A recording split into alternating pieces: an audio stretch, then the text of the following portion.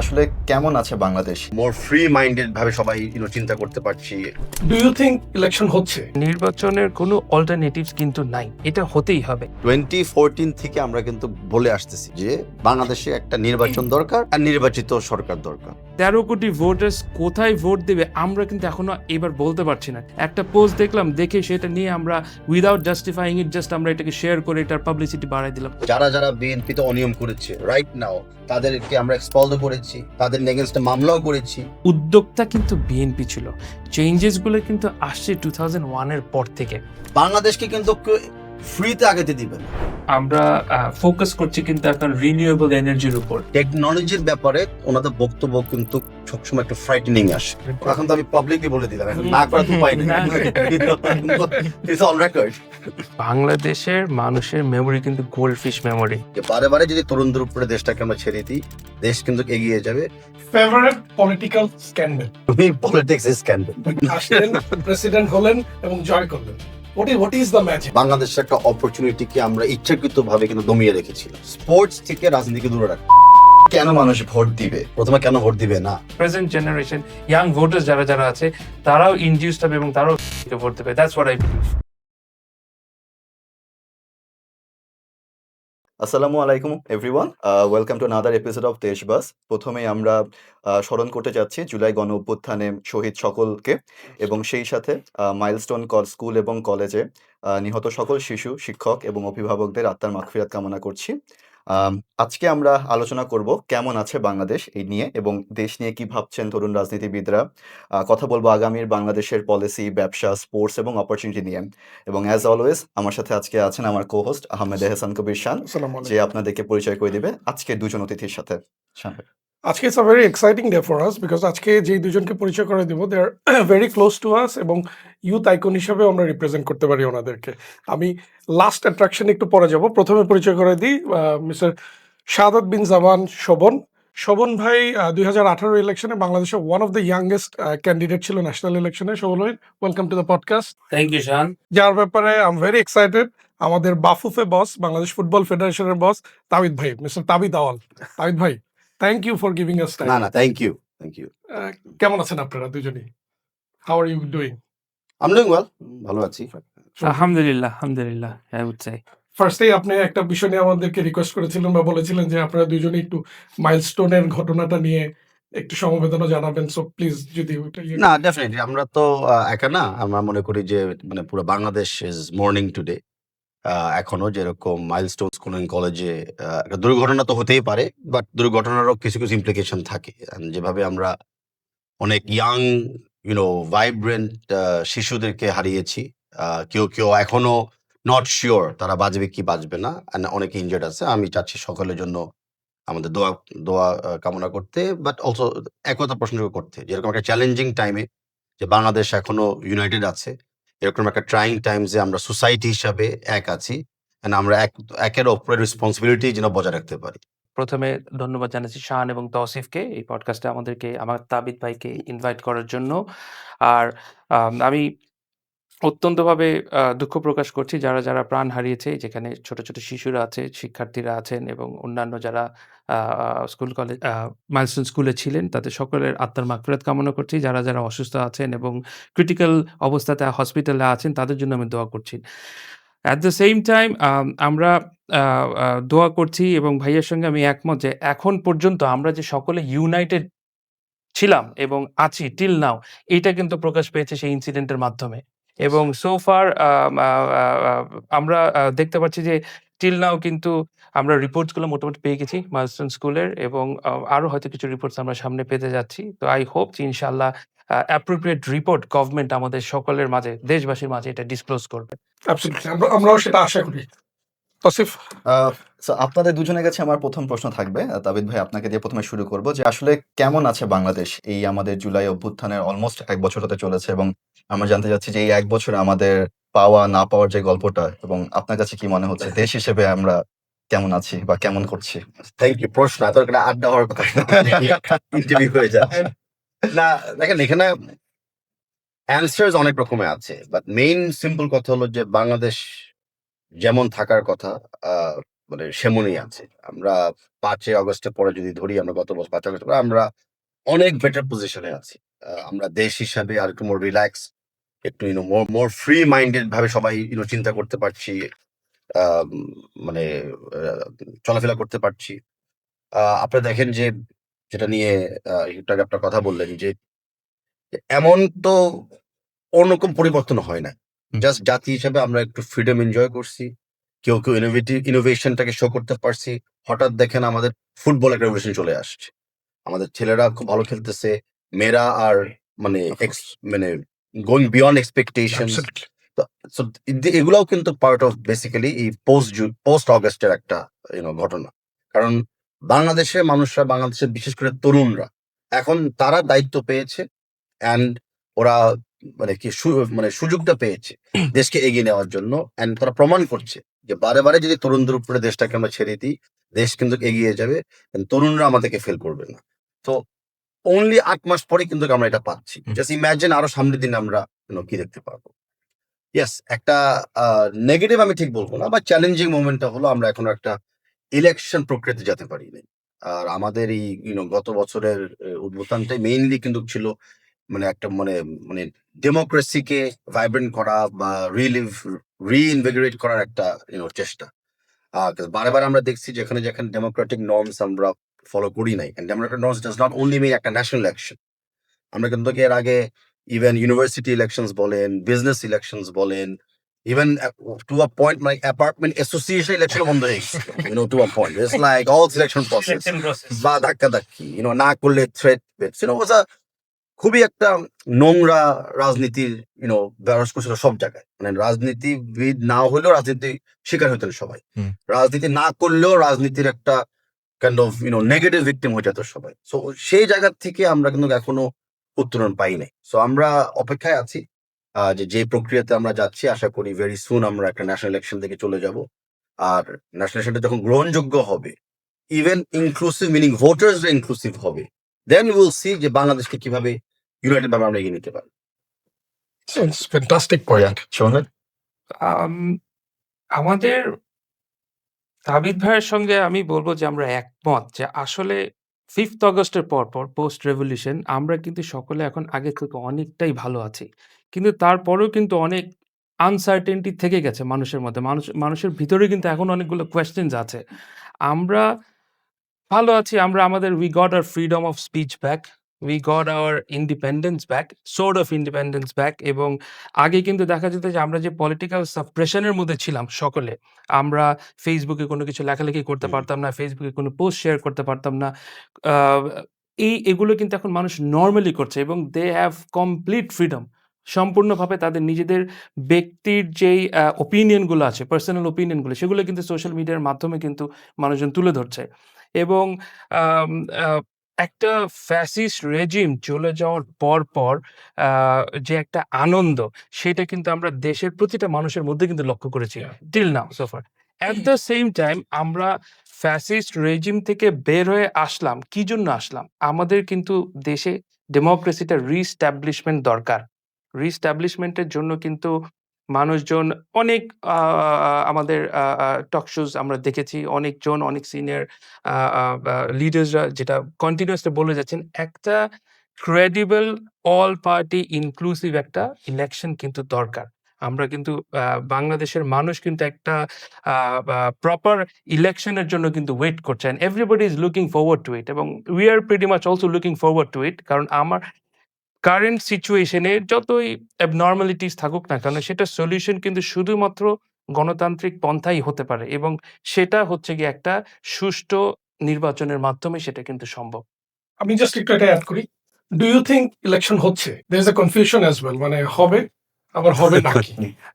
কি মনে হয় আপনাদের? না, ইলেকশন হবে। আমরা বিকজ দ্য পিপল ওয়ান্ট ইট। এখানে মানে অন্যরা কে কি চায় না চায়, হ্যাঁ, দেয়ার উইল বি কনস্পিরেসিজ ইলেকশনটাকে বানচাল করা, ডিলে করা। বাট পরিস্থিতি এখন যেটা আমরা দেখতেছি, whether we talk about economy বা একটু social harmony and definitely law and order, সব জায়গায় কিন্তু প্রেজেন্ট স্ট্রাকচার কিন্তু মানে অলমোস্ট মানে মিডল পয়েন্টে আছে। জি। সো সেই জায়গাতে আই থিঙ্ক এভরিবডি আন্ডারস্ট্যান্ডস যে একটা elected government and elected governance দুটাই কিন্তু আমাদের দরকার। হুম, হুম। এই সিস্টেমে আসলেই কিন্তু অনেক এই ইমপ্রুভমেন্ট যেখানে দরকার ছিল সেগুলো ইমপ্রুভমেন্টে চলে যায়। আরেকটা হলো যে বাংলাদেশ তো সব জায়গায় create some sort of record যেটা আমরা সবসময় জানি না।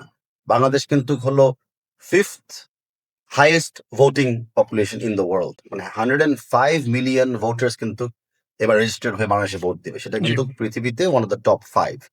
সো আপনি কি 105 মিলিয়ন মানুষ বা ভোটারকে বঞ্চিত রাখবেন? আর কতদিন রাখবেন? হুম। So it's time to honor, what is right, and it's time to basically move forward and what is the way it should be moved forward.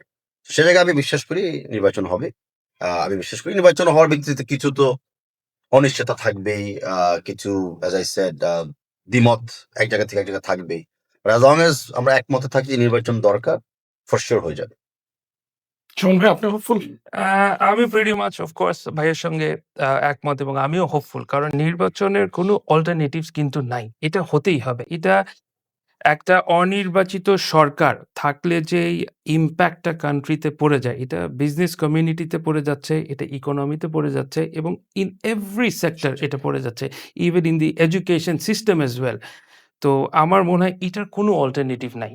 নির্বাচনটাকে হতেই হবে in order to stabilize the country and for the to keep the growth rate, economic growth rate টা ঠিক রাখার জন্য কিন্তু এটা খুবই প্রয়োজন। সো আমরা তাহলে মোটামুটি বলতে পারি যে নির্বাচনটা হবে। কিন্তু আমরা দেখতে পারি অনেক সময় যে নির্বাচনের আগে বিএনপিকে নিয়ে অনেক ধরনের ন্যারেটিভ তৈরি করা হচ্ছে বা অনেক ধরনের চ্যালেঞ্জ বিএনপির সামনে চলে আসছে। তো এইটাকে আপনারা কিভাবে দেখেন? সুমন ভাই, আপনার থেকে যদি শুরু করি। ডিজিটাল এভলিউশনটা হওয়ার পর এখন কিন্তু সোশ্যাল মিডিয়ার ইনফ্লুয়েন্সেস গুলো অনেক বেশি মানুষের মধ্যে। Everybody is using smartphones. সবার কাছে স্মার্টফোন আছে, সবাই সবকিছু দেখতে পাচ্ছে এবং সবচেয়ে বড় প্রবলেম যেটা হয় সেটা হচ্ছে পারসেপশন ক্রিয়েট হয় মানুষের। এখন এইটাকে সবাই অ্যাবিউজ করে। অনেক যারা মিডিয়া উইংয়ে বা সোশ্যাল মিডিয়াতে খুব বেশি অ্যাক্টিভলি কাজ করে এবং অন্য পলিটিক্যাল পার্টিকে বা অন্য কোনো পলিটিক্যাল পারসনকে পার্সোনালি অ্যাটাক করার জন্য তারা কিন্তু এটাকে একটা ওয়েপন হিসেবে ইউজ করে সোশ্যাল মিডিয়াটাকে। এখন সোশ্যাল মিডিয়ায় যে রং ন্যারেশনটা বিএনপিকে নিয়ে ক্রিয়েট হচ্ছে, সেটা পরবর্তীতে আমরা যে সাপ্লিমেন্ট করে ভালো জিনিসগুলো যে দিচ্ছি বা আমরা যে রিয়েল ফ্যাক্টগুলো তুলে ধরছি, এটা কিন্তু মানুষজন কিন্তু তখন খুব একটা বেশি কিন্তু ভিউজ কিনতে হয় না। ফার্স্ট যে ভিডিওসগুলো আসে বা নিউজগুলো আসে, ওটাই দেখা যাচ্ছে যে ভিউজ এবং শেয়ার কিন্তু বেশি হয়ে যায়। তো আমাদেরকে এই ব্যাপারে একটু সচেতন হতে হবে।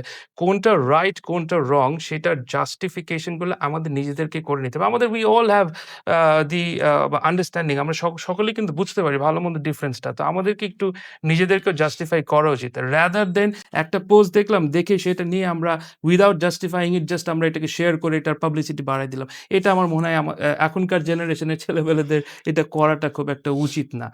আর সেকেন্ড অফ অল, হ্যাঁ, of course social media is a big factor. আমরা আপকামিং ইলেকশনকে যদি চিন্তা করি, সোশ্যাল মিডিয়ার ইনফ্লুয়েন্সটা আমি মনে করি এটা অনেক বেশি থাকবে।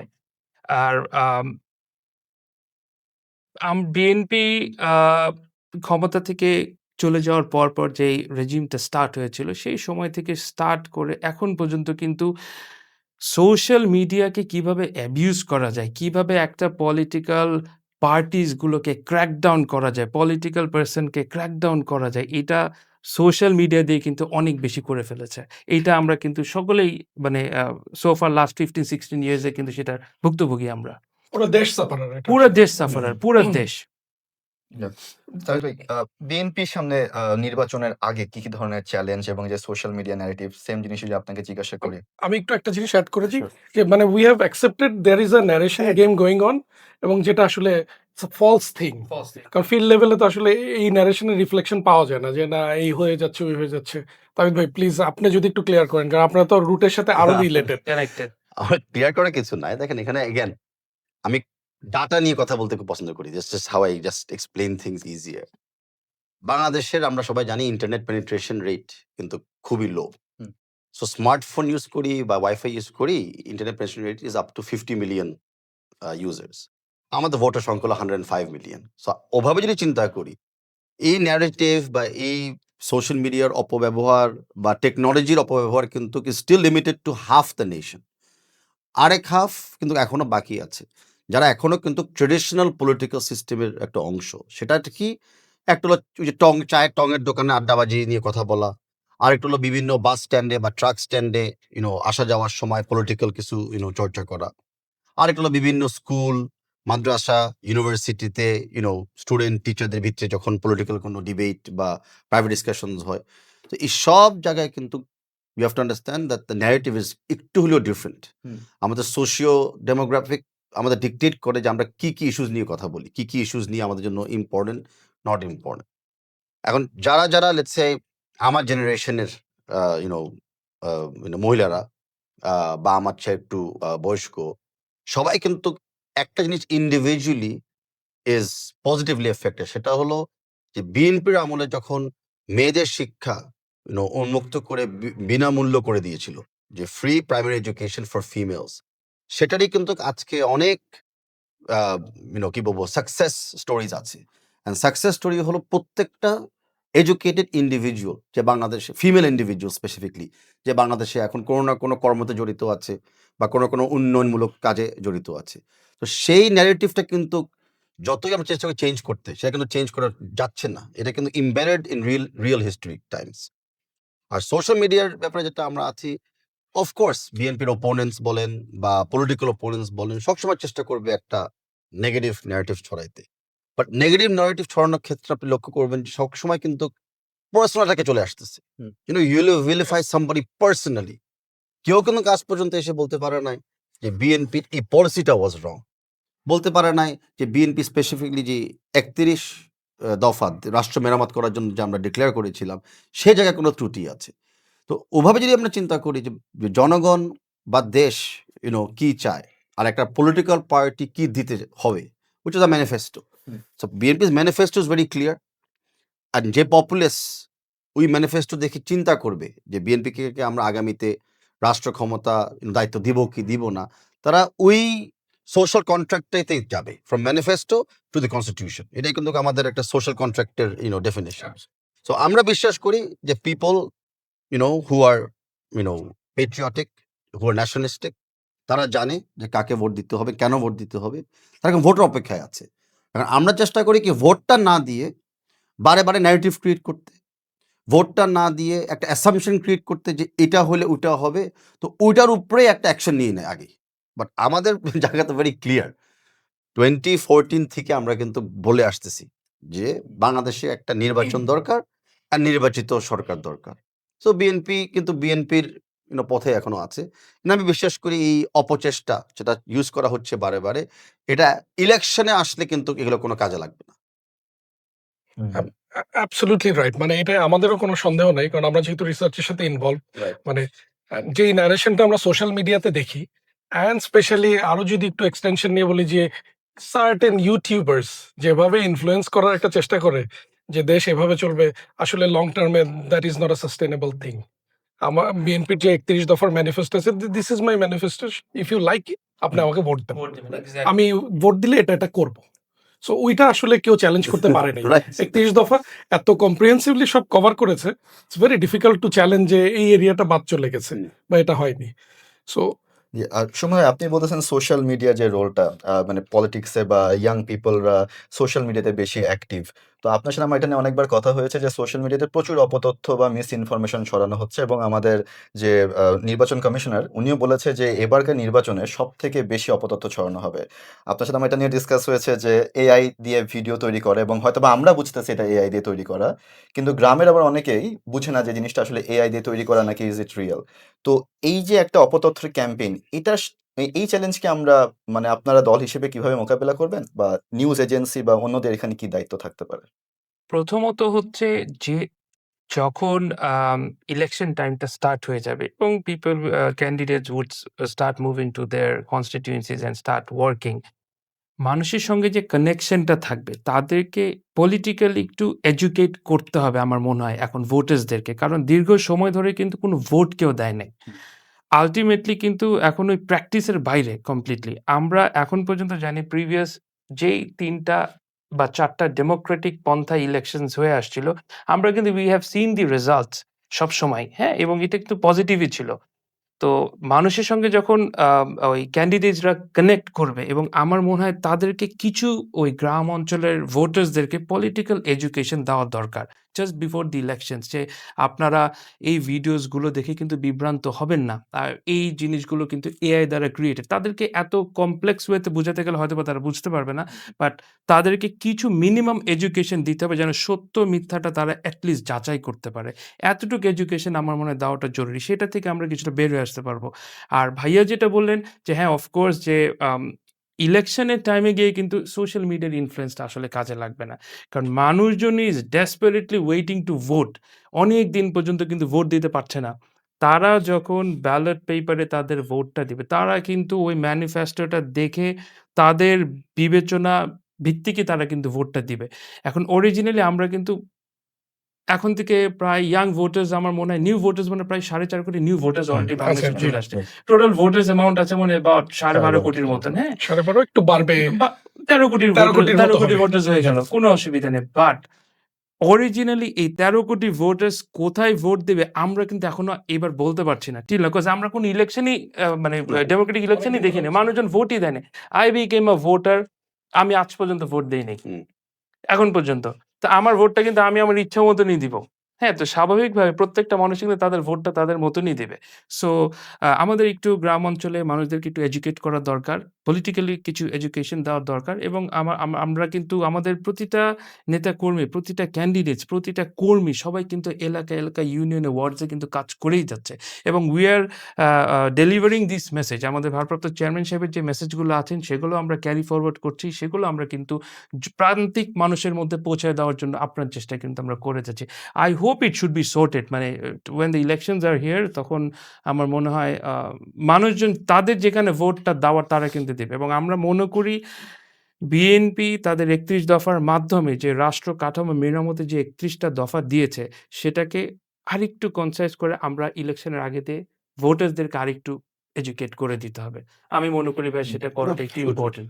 মানে অর্থাৎ the real game would begin there. Exactly. Just after the schedule is declared, এরপরে the real show will start. মানে এখন এই ভার্চুয়াল ফেক গেম না, দিয়ে আসলে চলবে না। মাঠের রাজনীতি তো মাঠে নির্ধারণ রাজনীতি হবে বোঝা না। হ্যাঁ। exactly. কিন্তু আমাদের এই যে যখন আমরা দেখি যে আমাদের আরবান মিডল ক্লাস বা আরবান হায়ার মিডল ক্লাস যারা আছে এরা তো মনে করে সোশ্যাল মিডিয়াতে সবকিছু সোশ্যাল মিডিয়াতে যেটা দেখছে তারা সেটাই বিলিভ করছে এবং তারা ওইভাবেই দলের প্রতি বা অন্যান্য দল যারা আছে তাদের প্রতি একটা পারসেপশন ক্রিয়েট করা হচ্ছে যেটা ভাই বলেন ইউটিউবাররা দায়ী বা অনেক ইনফ্লুয়েন্সাররা তারা আবার এটাতে দায়ী এইটাও কি আপনার ইলেকশনের ডেট ডিক্লেয়ার করার পরে তাদের পারসেপশনটাও চেঞ্জ হবে নাকি সেম হিসেবেই থাকবে? আমি সবসময় তৌসিফ তোমাকে বলি যে বাংলাদেশের মানুষের মেমোরি কিন্তু গোল্ডফিশ মেমোরি। শর্ট টার্ম থাকে। হ্যাঁ? আমি খুব দুঃখজনক আমাদের প্রিভিয়াস কিছু ইনসিডেন্টস জুলাই মাসে যেগুলো হয়ে গেছে সেগুলোর ইমপ্যাক্ট কিন্তু স্ট্যাটিস্টিক্যালি দেখা যায় ৫-৬ দিন পর কিন্তু মানুষজনের ডাইভার্সনের অন্য কিছু একটা চলে আসছে এবং দে গেট ইজিলি ডাইভার্টেড। ইলেকশনের টাইমে past 2-3 মান্থস যেই ন্যারেশনসগুলোই থাকুক না কেন বা যেই পারসেপশনসগুলোই ক্রিয়েট হয়ে থাকুক না কেন, এটা কিন্তু মানুষজন ওভারকাম করে ফেলবে তখন ওই ইলেকশন ওয়েভে। তখন মানুষের একটা গোটা দেশে একটা আমেজপূর্ণ পরিবেশ কিন্তু থাকবে। পোস্টারিং থেকে স্টার্ট এবার তো হয়তো পোস্টারিং গুলো করা যাবে না। বাট ইলেকট্রনিক মেথডে যে পোস্টারিংস গুলো হবে, মানুষজনের ইলেকশন কেন্দ্রিক ওয়ার্ক গুলো যেগুলো হবে, তারা সেখানে কিন্তু অনেকখানি আ আম একদম ইনভলভড হয়ে যাওয়ার পর আমার মনে হয় সেই ইমপ্যাক্টটা ফেলবে না। এবং মানুষজনের মধ্যে তখন নতুন করে এখন যদি কোনো পারসেপশন ক্রিয়েট হয়ে থাকে, নতুন করে তাদের মধ্যে কিন্তু আবার পারসেপশন ক্রিয়েট হওয়া স্টার্ট করবে। মানে দ্যাটস হোয়াট আই ফিল। আমার তাই মনে হয়। ওইটাই হবে। মানে নির্বাচনী জোয়ার তো আসলে অন্য জিনিস। অন্য জিনিস। ওটা আছে শোনো, বাংলাদেশের প্রবলেমটা আরেকটা হলো যে অ্যাজ দে সে ফাঁকা মাঠে গোল দেওয়ার একটা যে কনসেপ্ট, রাইট? এখন যেটা হচ্ছে যে নির্বাচন কমিশনের কথা বলি আমরা, বাংলাদেশ ব্যাংক গভর্নর কথা বলি, রাজুকের চেয়ারম্যানের কথা বলি, সবসময় দেখবে যে দে আর ভেরি মানে টেকনোলজির ব্যাপারে ওনাদের বক্তব্য কিন্তু সবসময় একটু ফ্রাইটেনিং আসে। Right? তো আমাদের কনসেপ্ট তো টেকনোলজি হলো আমাদের এনেবলার, আমরা যেই তরুণ প্রজন্মের ব্যাপারে কথা বলছি, জেনারেশন জির কথা বলছি বা তার পরের ফিল্ডের কথা বলছি, সবাই কিন্তু টেকনোলজি নিয়ে বড় হচ্ছে। তো যেটা হলো একদম আমার part of my livelihood in DNA, সেটাকে যদি সবসময় নেগেটিভ ভাবে প্রচার করা হয়, সেকে সবসময় ব্যবহার করে এটা একটা টুল, এটা একটা ওয়েপেন, এটা একটা খারাপ কিছু, তো তাহলে তো আমাদের জেনারেশনের ভিতরে গ্যাপটা কিন্তু দিন দিন বাড়তেছে, মেন্টাল গ্যাপটা কিন্তু কমছে না। তো আমাদের ইলেকশন কমিশনের কথা বলি বা অন্য কনস্টিটিউশনাল পোস্ট যারা ক্যারি করে তাদের ভাষাটাও একটু বদলাইতে হবে। তাদের বলতে হবে যে ঠিক আছে, কেউ যদি এআই ব্যবহার করে অপপ্রচার করে, আমরাও এআই ব্যবহার করে পজিটিভ প্রচার করব। হুম। আমরাও এআই ব্যবহার করে ওদেরকে ধরবো। Technology is not a one way road. Right social media, AI videos, false information, disinformation, these are all part of, in fact, war now. একটা নির্বাচন এখন আপনি বর্তমান গ্লোব জিও পলিটিক্সে গ্লোবের 3-4টা যুদ্ধ চলতেছে। ওই যুদ্ধটা কিন্তু ট্যাঙ্ক আর মিসাইল কম, হুম। আর এই সোশ্যাল সাইবার মিডিয়া বেশি। হ্যাঁ। সবাই ওয়ার শুরু করে সাইবার হ্যাকিং দিয়ে।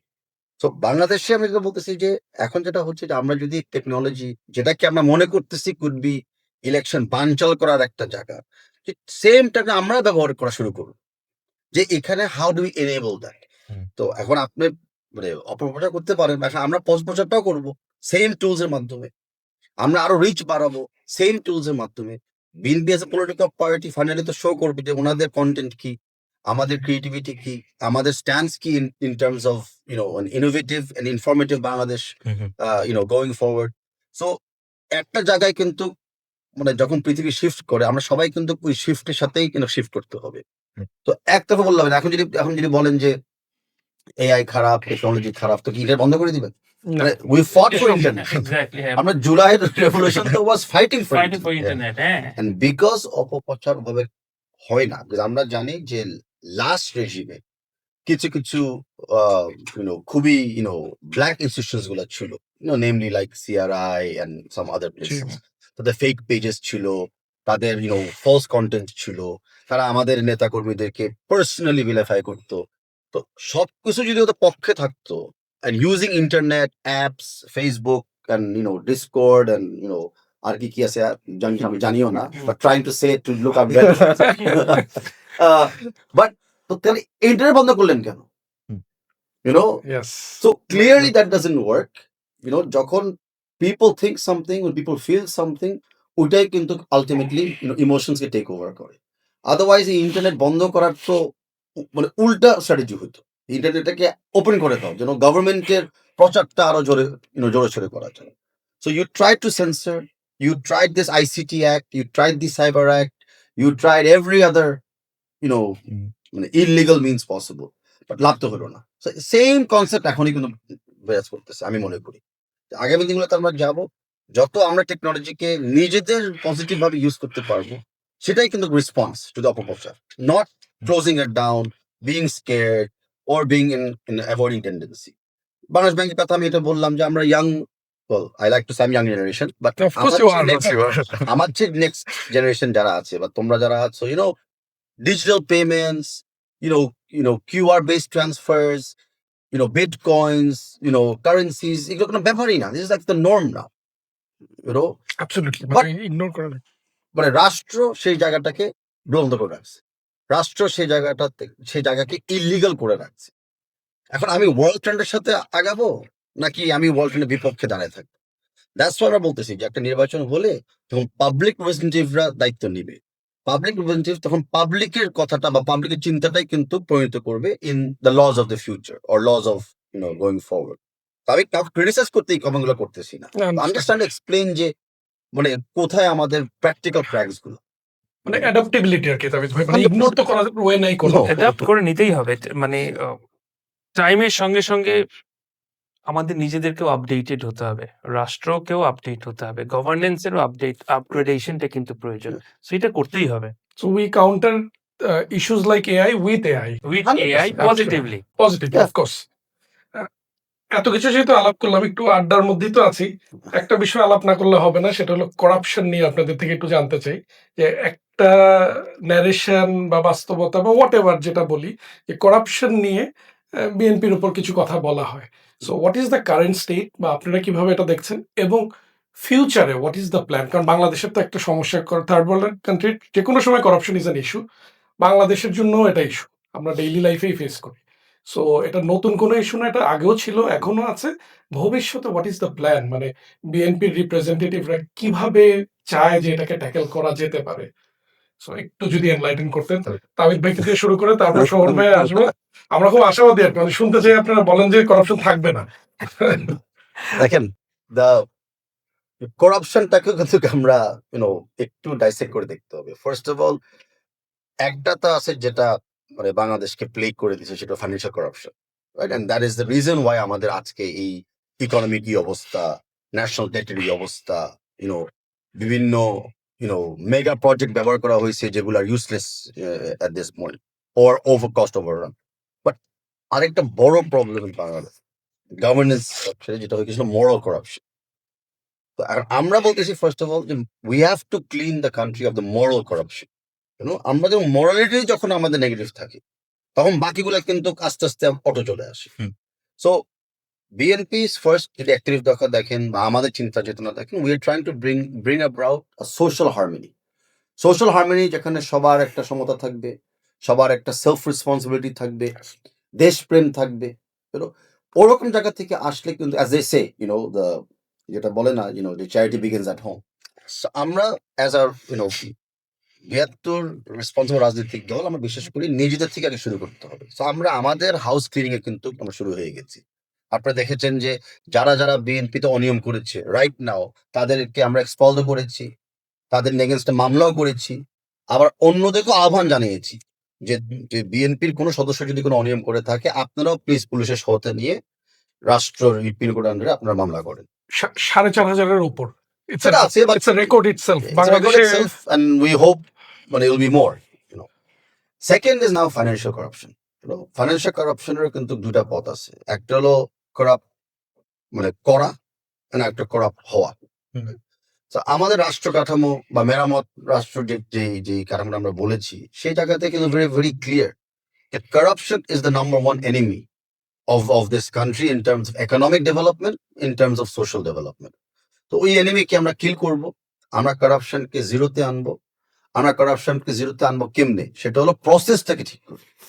তো প্রসেসে যখন আবার আসি, যত টেকনোলজি ইনফিউজ করতে পারবো, প্রসেসটা আর একটু সেলফ প্রপাগেটিং হবে, ম্যানুয়াল হবে না। করাপশনটা হয় কখন? ম্যানুয়ালি। তো কেউ একটা ফাইল আটকা রাখছে, জি কেউ একটা ম্যানিপুলেশন করছে একটা একটা নাম্বারসে।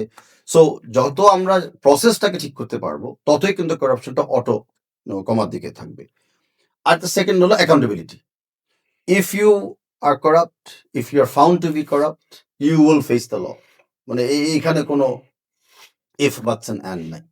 আর এর আগে যেটা হয়েছিল দেখছেন, মানে অ্যান্টি কারাপশন কমিশনটা প্রথম হয়তো শুনতে ভালো লাগছিল, তারপরে যখনই এসিসি কাউকে একটা চিঠি পাঠায় বা একটা অনুসন্ধানে যায়, public has lost faith in credibility. Yes তো করাপশন ফাইট করার জন্য you have to win back public trust and support.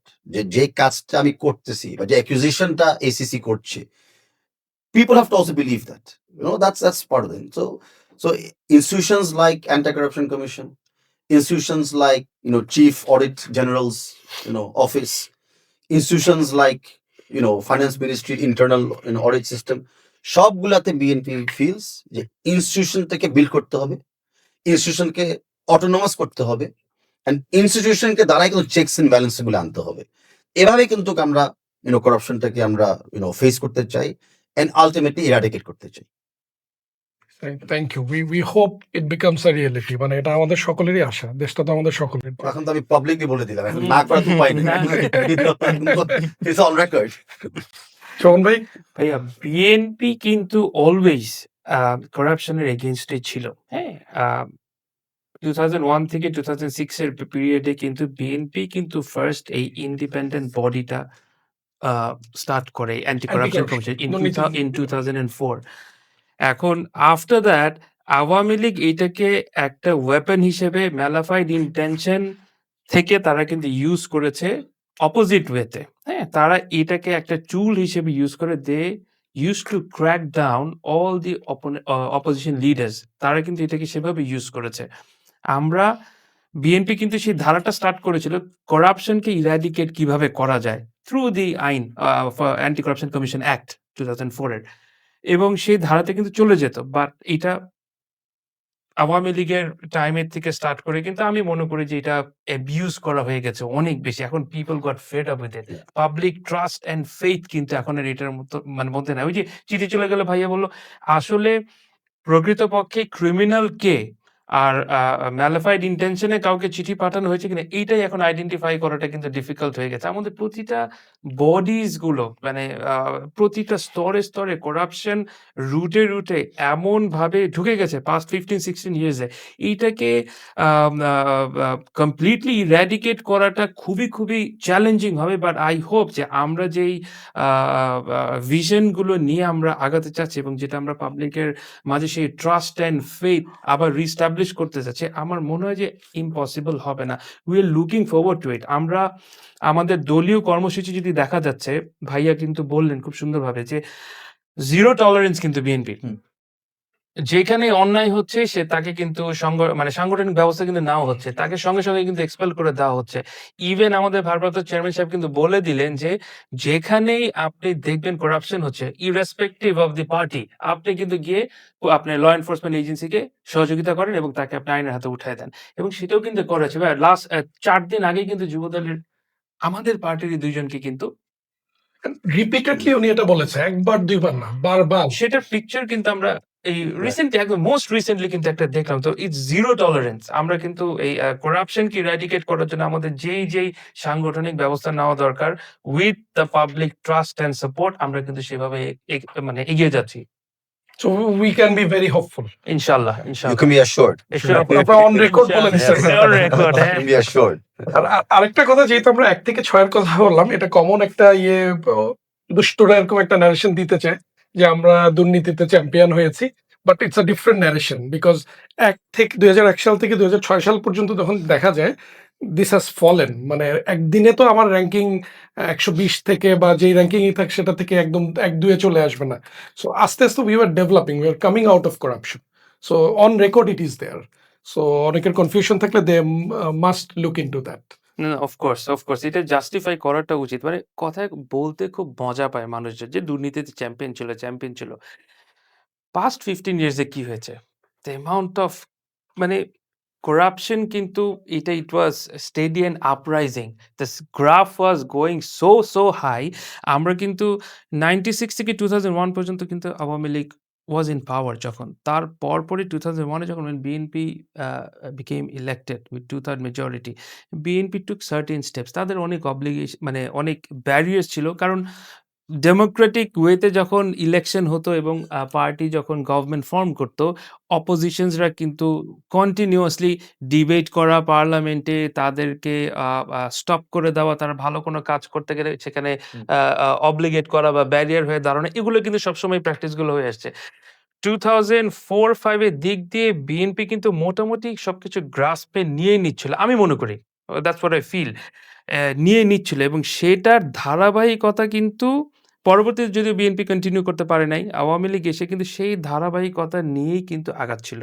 হ্যাঁ? বাট তারা ইউজ করেছে তাদের ফেভারে।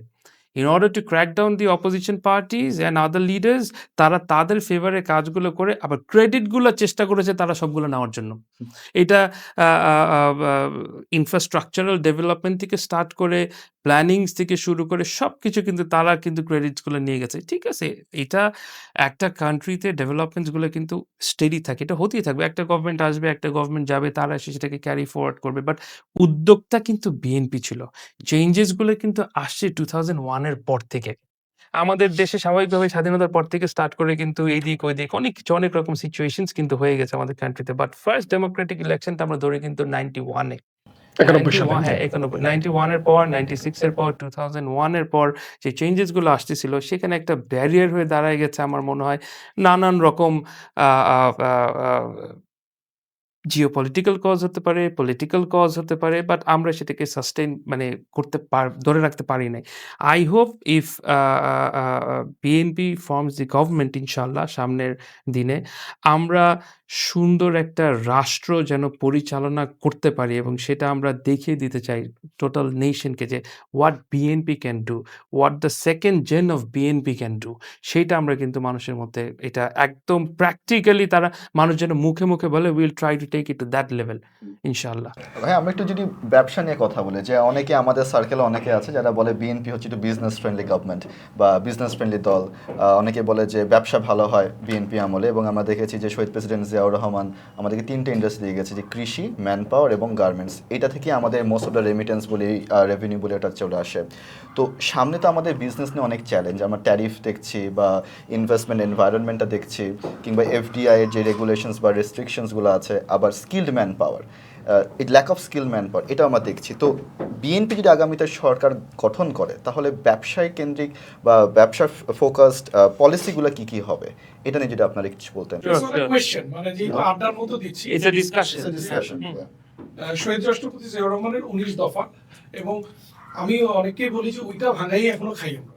মানে ওই গার্মেন্টসই চলতেছে আমার, ম্যান পাওয়ারের রেমিটেন্স দিয়ে আমরা আমাদের শ্রমিক ভাইরা যারা বিদেশে থাকে, and revolution in agriculture. So I am sure 31 দফা ওইটারই একটা রিফ্লেকশন অ্যান্ড এক্সটেনশন। এবং আমরা আশাবাদী যে বিএনপি সামনেও যখন যদি রাষ্ট্র ক্ষমতায় যায়, বিজনেস, আমি এজ এ বিজনেসম্যান ওটা বলতে চাবো যে বিজনেসের বেটারমেন্টই হবে। এবং আরেকটু অ্যাড করে দেয়, আপনারা দুইজন যে ফ্যামিলি থেকে বিলং করেন, আব্দুল আল মিন্টু অ্যান্ড রাশিদুজ্জামান মিল্লাত, মানে আপনাদের মাথার উপরে যে ছাদটা, না আমাদের মাথার উপরে ওনারই ছাদ, পুরা রাষ্ট্র গঠনে বিজনেস পলিসি থেকে ধরে এভরিথিং, দেখেন huge amount of influence. So ওখান থেকে একটু যদি আমাদেরকে এনলাইটেন করতেন যে হোয়াট ইজ দ্য ফিউচার এবং আমরা কোন দিকে যেতে চাচ্ছি, ব্যবসা আসলে ভালো হবে নাকি? আমি তৌসিফকে আনসারটা করি। তৌসিফ বলল যে হ্যাঁ, বিএনপি গভর্নেন্সে থাকলে ব্যবসায়ীরা বেনিফিটেড হচ্ছে বা তাদের বিজনেস ভালো হচ্ছে। কারণ হ্যাঁ, ইট ইজ ট্রু যে বিএনপির ম্যাক্সিমাম লিডার্সরাই কিন্তু দেখা যাচ্ছে যে ব্যবসার সাথে জড়িত। সবাই কিন্তু প্রপার বিজনেসম্যানই কিন্তু ম্যাক্সিমাম দেখা যাচ্ছে বিএনপির মধ্যে। আর বিজনেসের উদ্যোক্তা কিন্তু, এবং আমাদের বাংলাদেশে যে বিজনেস ইনফ্রাস্ট্রাকচারের যে একটা ওয়াইড রেকগনিশন দিয়েছে, সেটা কিন্তু আমাদের শহীদ প্রেসিডেন্ট জিয়াউর রহমান সাহেব। এটা ওনার টাইম থেকে কিন্তু স্টার্ট হয়েছে। এইজন্য শানের সাথে আমি একমত যে উনি আমাদের শহীদ প্রেসিডেন্ট জিয়াউর রহমান সাহেবের 19 দফার এক্সটেনশনটাই কিন্তু সাম পার্টস আর দেয়ার এই 31 দফার মধ্যে। তো অবভিয়াসলি আমরা আমাদের বিজনেস সেক্টরে অনেক কিছু এখনো স্টিল নাও ইটস দেয়ার। আমাদের পুরা ইকোনমিক স্ট্রাকচারটা কিন্তু এখনো ৩-৪টা জিনিসের উপরেই দাঁড়ানো। পার্টিকুলারলি গার্মেন্টস ইন্ডাস্ট্রির উপর আমরা যে পরিমাণ এক্সপোর্ট করি, আমাদের হিউজ একটা ইকোনমিক ইমপ্যাক্ট সেখানে। আমাদের ম্যান পাওয়ারের থেকে আমরা যে পরিমাণ রেমিটেন্স আমাদের দেশে আসে, এবং হচ্ছে গিয়ে এগ্রিকালচারাল সেক্টর। এগ্রিকালচারাল সেক্টরে কিন্তু ডাইভার্সিফিকেশন স্টার্ট হয়ে গেছে অনেক আগে থেকে। এখন রিসেন্ট টাইমসে কিন্তু মানুষজন কিন্তু আগে দেখা যেত যে ওপেন ল্যান্ড অনেক বেশি ছিল। আরবানাইজেশন হওয়ার পর কিন্তু আস্তে, আস্তে এই এম্পটি ল্যান্ডসগুলো কিন্তু কমে যাচ্ছে। কৃষকদের, ফার্মার্সদের কিন্তু প্রোডাকশন ক্যাপাসিটি কিন্তু কমে যাচ্ছে। তাদেরকে কিন্তু এখন অল্টারনেটিভস এ যেতে হচ্ছে। এখন আমরা যেটা করব, অ্যাডভান্সমেন্টগুলো এগ্রিকালচারাল সেক্টরেও কিন্তু আমাদের করার আছে। যেমন সোলার ইরিগেশন থেকে স্টার্ট করে আমরা আ আ আ কন্ট্রোলড জোনে ভেজিটেশন যখন স্টার্ট করব, তখন কিন্তু আমার মনে হয় যে এটা একটা huge amount of impact agricultural সেক্টরে ফেলবে। আমরা হয়তো এখন পর্যন্ত এক্সপোর্ট বেশি করছি না আমাদের agri items. But in future কিন্তু এগ্রিকালচারাল আইটেমসেও কিন্তু আমাদের একটা হিউজ অ্যামাউন্ট অফ এক্সপোর্ট আমরা কিন্তু আমাদের বাংলাদেশ থেকে দিতে পারবো। এবং সেই ক্ষেত্রেও কিন্তু ফরেন কারেন্সি আর্নিং কিন্তু আমাদের সেই সেক্টর থেকেও কিন্তু আসবে। আর আমি আমার একটু বড় ভাই তাবিদ ভাইয়ের কাছে যাচ্ছি, বিকজ ভাইয়া ইজ অলসো মানে very influential and good businessman. তো আমরা তার কিছু আইডিয়াস আমরা একটু নেই ভাইয়ের কাছে। লাল টিপ। লাল তীর। না, নাথিং লাইক দ্যাট। আমরা আমাদের যে পলিটিক্যাল পার্টির কথা যে বলছি, আমাদের political party actually is a representation of the people of Bangladesh. আমরা কিন্তু নতুন ভাবে কিছু সাজাচ্ছি না। এমন না যে আমরা অন্য কোনো রাষ্ট্রের আইডিয়া চাপাই দিচ্ছি এই সার্বভৌমের উপরে। তো শহীদ রাষ্ট্রপতি জিয়াউর রহমান যখন মানে একটা ক্রান্তিকাল সময় বাংলাদেশের তখন দায়িত্ব নিয়েছিলেন, তখন কিন্তু বিগেস্ট চ্যালেঞ্জ ওয়াজ দেশের এমপ্লয়মেন্ট, অ্যান্ড দেশের তখন কিন্তু পরিস্থিতি was lack of education and lot of lack of infrastructure. তো ওই জায়গা থেকে যখন উনি 19 দফা শুরু করেছিলেন, ওই সময়ের জন্য কিন্তু প্রযোজ্য ছিল, কারণ সেটা কিন্তু আজও পর্যন্ত আছে। কারণ আমাদের দেশটা তো আপনার টেরিটোরিয়াল বদলাতে পারছেন না, জি।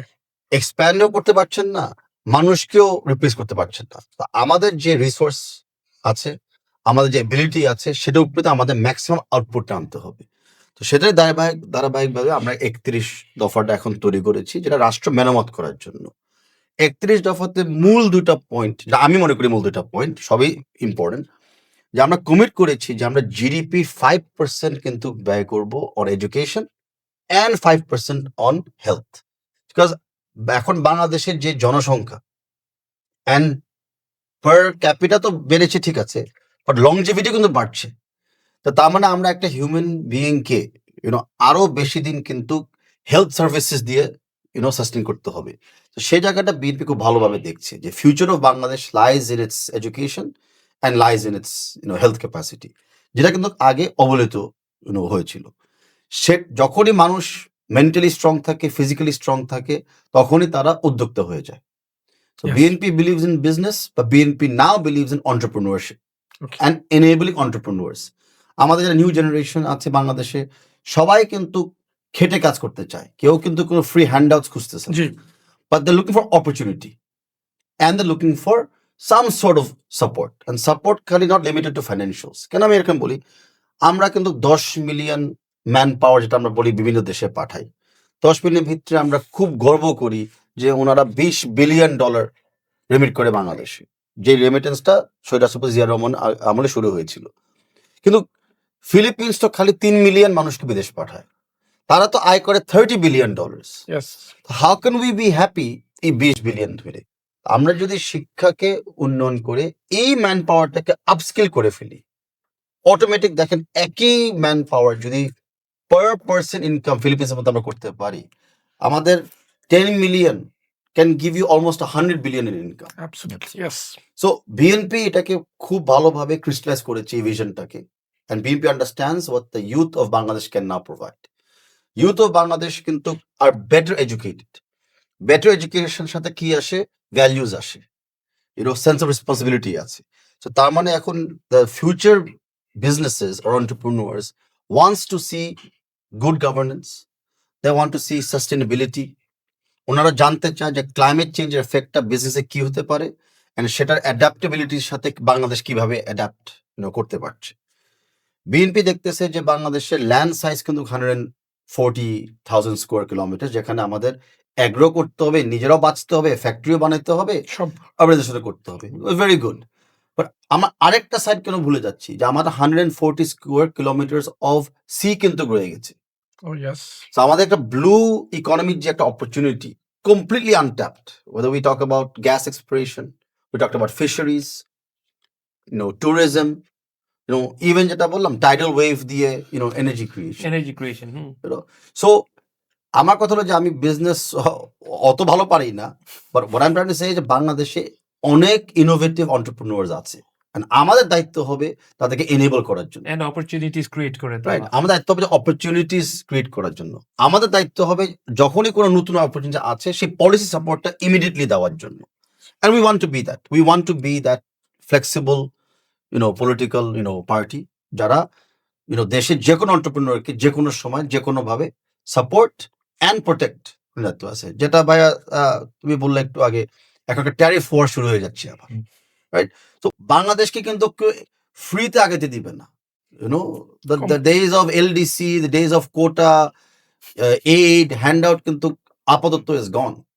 So আমাদের কিন্তু ফাইট করে চলতে হবে। কেউ না কেউ আমাদের গার্মেন্টস সেক্টরটাকে চাবে স্টিল করে নিতে, কেউ না কেউ চাবে আমাদের ম্যান পাওয়ার সেক্টরকে স্টিল করে নিতে। তো ইকোনমিক ডাইভার্সিফিকেশন আমাদের জন্য খুবই ইম্পর্টেন্ট। একটা ইকোনমির উপরে বা একটা ইস্যুর উপরে দাঁড়িয়ে থাকলেও কিন্তু you are looking at disaster coming. So যত আমরা ইকোনমিকে ডাইভার্সিফাই করবো, whether it be in IT, medical science, bioscience, আমরা যেটাকে নতুন ভাবে বলতে চাচ্ছি low altitude economy, like drones, rooftop থেকে ড্রোন পর্যন্ত, মানে 1000 ফিটের ভিতরে যে ইকোনমিটা, আমাদের লিটারালি বিজনেস জন্য বাংলাদেশের স্কাই ইজ দ্য লিমিট। এখন বাংলাদেশি এন্টারপ্রেনিউররা যদি বিদেশে যায় সিরিয়াস টাওয়ার বানাতে পারে, খান একাডেমি ইনভেন্ট করতে পারে, লেস্টার সিটি ফুটবল ক্লাবে প্লেয়ার হতে পারে, বাংলাদেশে কেন ওনারা পারবে না? অ্যাবসলিউটলি বিকজ আমরা অ্যালাউ করি না, সিম্পল কথা। বাট আগামী থেকে আমরা অ্যালাউ করব, প্রমোট করব, ডেভেলপ করব। মানে বিএনপি এই সুযোগটা দিবে তাবিদ ভাই। বিএনপি শুধু শুরু করে দিচ্ছে। বিএনপির ভিত্তিও যদি দেখেন, বিএনপির ভিতরেও কিন্তু lot of young leadership has come up. Yes. বিএনপির ভিতরেও কিন্তু lot of new dimension of policies come up. আজকাল বিএনপি আমরা যেসব পলিসি নিয়ে কথা বলতেছি, এই পলিসি বিকজ আমাদের ইয়াং লিডারশিপটা বিএনপিতে got the stage to talk and perform. Fantastic. We're talking about financial policies, we're talking about sports policies, we're talking about climate policies, we're talking about environmental policies, human rights policies, judicial reforms policies. এরকম এত diversify policy কিন্তু কোনো political party আজ পর্যন্ত চিন্তাও করে না। So BNP কিন্তু অলরেডি কিন্তু মানে উইদিন দ্য পলিটিক্যাল পার্টি শুরু করে দিয়েছে to fostering innovation and fostering growth. এখন জাস্ট রাষ্ট্র ক্ষমতার দায়িত্ব পায়, সেটা জাস্ট রেপ্লিকেট করার অপেক্ষা। জাস্ট এই অ্যাঙ্গেলটা টাচ করে শোভন ভাইয়ের কাছে একটু শুনতে যাব। এটা না করলে হবে না, কারণ তাহলে আমাকে আর কেউ অনেকে মাফ করবে না আর কি। আচ্ছা। সেটা হচ্ছে ফুটবল নিয়ে। আপনি আসলেন, মানে ইটস লাইক ম্যাজিক। আসলেন, প্রেসিডেন্ট হলেন এবং জয় করলেন। What is the magic? মানে আমরা যে ফুটবল দেখতে পছন্দ করতাম না একটা টাইমে, যে কি খেলা হচ্ছে, আমরা পাগলের মতো সিঙ্গাপুরের সাথে আমরা হারলাম, but still the craze, the praise worthiness, everything is there. What is the magic? Abid ভাই একটু আমার শিখাই দেন। ম্যাজিকটা দরকার আসলে। I wish I knew, honestly. I wish I knew, I don't think there's any magic. I honestly feel it was just একটা বাংলাদেশের একটা অপরচুনিটিকে আমরা ইচ্ছাকৃতভাবে কিন্তু দমিয়ে রেখেছিলাম। আমি আসার পরে যেটা আমি প্রথমে করেছিলাম, দুটা কাজ করেছিলাম অফকোর্স। একটা হলো আমার দলের যে একটা ইনস্ট্রাকশন ছিল আমার উপর, যে ক্রীড়াকে রাজনীতির থেকে দূরে রাখো। সো আমি কিন্তু মানে নির্বাচিত হয়েছে, প্রেসিডেন্ট হয়েছি on a sports platform, not a political platform. That doesn't mean যে আমি আমার পলিটিক্যাল পার্টিকে ওন করি না, বাট আমার পলিটিক্যাল পার্টি আমাকে জনাব তারেক রহমান আমাকে বলেছে যে তুমি কিন্তু স্পোর্টস থেকে রাজনীতিকে দূরে রাখতে হবে, আদারওয়াইজ স্পোর্টস প্রথমে ডেভেলপ করবে না। So maybe that was one of the decisions that was helpful এই আজকে এই জায়গায় আসার জন্য। দ্বিতীয় হলো যেটা আমি বললাম যে আমরা রাইট টুলস গুলি আমাদের প্লেয়ার দেখে দিয়েছি। তো প্লেয়াররা যখন খেলতে পেরেছে, ফ্যান্স অটোমেটিকলি আসা শুরু করেছে। কারণ ফ্যানরা যদি মনে করে প্লেয়ার খেলতে পারবেন না বা পাতানো ম্যাচ হচ্ছে বা আমরা হারবো, what's the point of going. So ওই মাইন্ডসেটটা আমি মনে করি বিগত 8 মাসে we were able to change. So it's not a miracle, it's just allowing the miracle makers to come to this point. And last but not least, কে চায় না বাংলাদেশকে এগিয়ে নিতে? এখন যখন আমাদের এই তরুণ মেয়েরাই অলমোস্ট উইমেন্স ওয়ার্ল্ড কাপে খেলার একটা চান্স নিয়ে ফেলছে আগামী 8 মাসে, তা আমি তো মনে করি এটাই একটা বড় চার্ম, যেটা সব ফ্যানরা এখন আসতে চাচ্ছে, যে ফুটবলে আমরা যদি আমাদের সাপোর্টটা দিই, আমাদের দল কিছুটা করে দেখাবে, আর কিছুটা করে দেখালে বাংলাদেশেরই কিন্তু সুনাম বাড়বে। So thank you for calling it magic, but I just think যে কোনো ব্যক্তি যদি একটু সৎ পথে দায়িত্বটা পালন করতো, এই রেজাল্টটা কিন্তু আমরা আরো আগে পেতে অ্যাচিভ পারতাম। করা যেত। অ্যান্ড বিএনপিরও কিন্তু মেবি এখানে ম্যাজিক, নট তাবিতের ম্যাজিক। কারণ এর আগে বিএনপির আমলেও কিন্তু যখন আরাফাত রহমান কোকো ক্রিকেটটার উপর নজর দিয়েছিল, রাইট? আমরা যে নামগুলি এখন বলি অল স্টার প্লেয়ার্স, তার ওনারা কিন্তু ওই প্রথম যখন আইসিসি কোয়ালিফাই করে, এই 17-18 বয়সের প্লেয়ার, এটা কিন্তু বিএনপির আমলে কিন্তু হয়েছিল। Absolutely. ক্রিকেটটা came into the limelight, and today we are we have superstars, we have world class players. So maybe it's a BNP touch, not a specific Tabitha Hall touch. আগে ক্রিকেট হয়েছিল, এখন ফুটবল হয়েছে।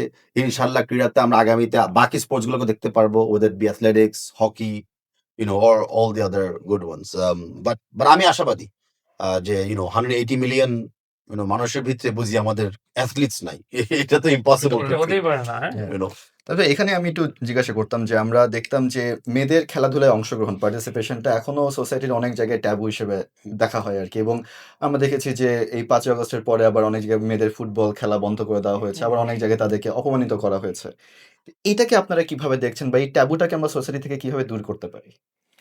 না, thank you. প্রথমত আমি মনে করি না যে মেয়েদের অংশগ্রহণ কোথাও ট্যাবু হিসেবে দেখা হচ্ছে। আমি দেখি মেয়েদের অংশগ্রহণটা একটু ধর্মকে ব্যবহার করা হচ্ছে ইন আ আনট্রুথ ওয়ে, আর কিছু কিছু ক্ষেত্রে এটাকে পলিটিক্যালি ভাবে ব্যবহার করা হচ্ছে, রাইট? এখন আমরা দেখতেছি যে আমাদের মেয়েরা যেখানে যেখানে যাচ্ছে খেলতেছে, আমরা কিন্তু কারোর উপর চাপিয়ে দিচ্ছি না কোন ইউনিফর্ম তারা পরবে বা কিভাবে তারা খেলবে। ইন্ডিভিজুয়াল চয়েসেস আমরা দিচ্ছি। দর্শকরা যাচ্ছে, খেলা দেখতেছে, চিয়র অন করতেছে, বাবা মারা তাদের মেয়েদেরকে খেলতে আনছে। তা আমি মনে করি এখানে একটা মিডিয়ার একটা বড় ভূমিকা আছে। যে আমরা নেগেটিভ নিউজ গুলাকে একটু বেশি প্রচার করি।